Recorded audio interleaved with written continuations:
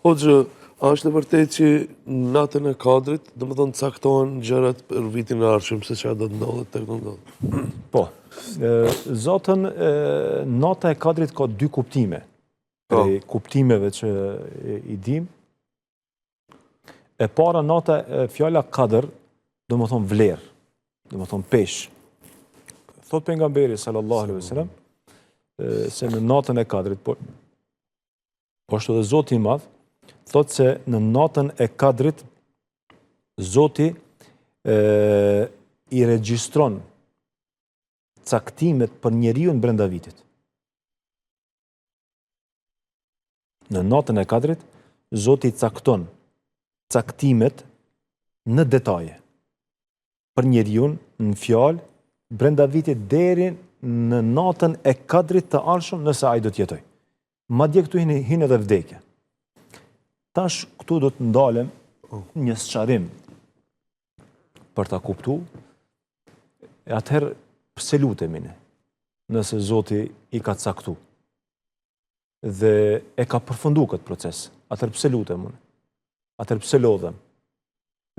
Pse unë mundohem të takohem me natën e Kadrit? Pyetje që çdo kush ka drejt me parashut logjika është. është. Jo, këtë pyetje domethënë nuk duhet të turprohemi ta parashtrojmë këtë pyetje. Sepse na jemi vetëm atë qenje që jetojmë me arsye. Na e dim se kemi ardhur këtu. Ne duhet ta dim se jetojmë. Ne dim se ushqehemi, ne dim se shkollohemi. Një njeri i cili gjitha këto proceset i kryen dhe duke mos e ditë, atëherë nuk është njeri edhe pse është në formatin e tij njerëzor. Kështu që edhe për natën e Kadrit, në momentin që neve na vjen informata se në natën e Kadrit zbret caktimi i Zotit një vjeçar, atëherë ne duhet të pyesim, po atëherë pse unë i lutem Zotit? Është interesant se pejgamberi sa na urdhëron që të takohemi me natën e Kadrit. Pejgamberi sa me jetën e tij praktike ishte ai i cili në natën e Kadrit i luteshte Zotit të Madh. Nata e Kadrit është natë për t'i tregu njeriut, se njeriu është me vlerë sa nata e Kadrit, ose më shumë se nata e Kadrit.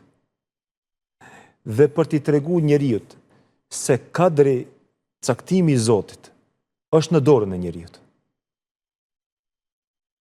Me një farë mënyre, sikurse Zoti caktimin e kalon në dorën tonë. Dhe po na thot, bujrum, urdhëno, kërko prej Zotit. Atë që e kërkon, unë do ta regjistroj. E ki parasysh.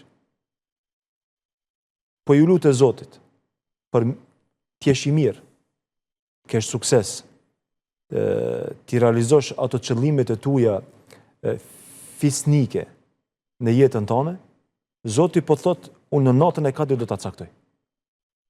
Pastaj, pse i lutemi në Zotit nëse Zoti e ka caktuar çdo gjë? Lutja jonë është ajo që e cakton caktimin e Zotit për neve. Shumë e qartë. E ki parasysh. Kështu që të mos dyshojmë. Andaj është shumë e rëndësi, duke ditë se në natën e Kadrit zbret regjistri një vjeçar i caktimit tonë në detaje deri në Kadrin e ardhshëm, e kemi mundësinë sikurse Zoti po thot, ta kam dhënë lapsin. Shkruaje dhe vetë. ta kam dhënë regjistrin. Bujrum, regjistroje, caktoje ardhmërinë tënde. Shkruaje vetë, unë vetëm e vulosi. Kjo është kuptimi i drejtë i caktimit të Zotit.